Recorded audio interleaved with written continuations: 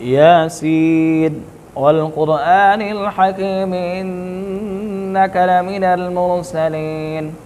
على صراط مستقيم تنزيل العزيز الرحيم لتنذر قوما ما أنذر آباؤهم فهم غافلون لقد حق القول على أكثرهم فهم لا يؤمنون إنا جعلنا في أعناقهم أغلالا فهي إلى الأذقان فهم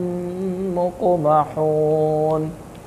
وجعلنا من بين أيديهم سدا ومن خلفهم سدا فأغشيناهم فهم لا يبصرون وسواء عليهم أنذرتهم أم لم تنذرهم لا يؤمنون إنما تنذر من اتبع الذكر وخشي الرحمن بالغيب فبشره بمغفرة وأجر كريم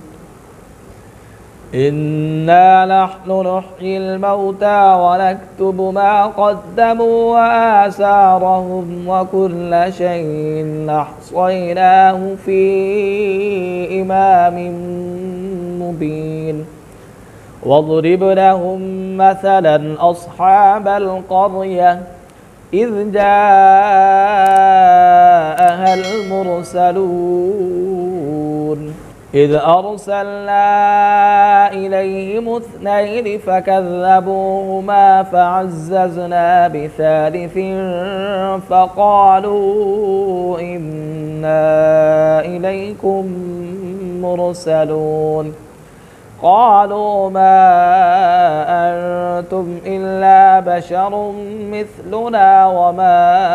أنزل الرحمن من شيء إن أنتم إلا تكذبون قالوا ربنا يعلم إنا إليكم لمرسلون وما علينا إلا البلاغ المبين قالوا إنا تطيرنا بكم لئن لم تنتهوا لنرجمنكم وليمسنكم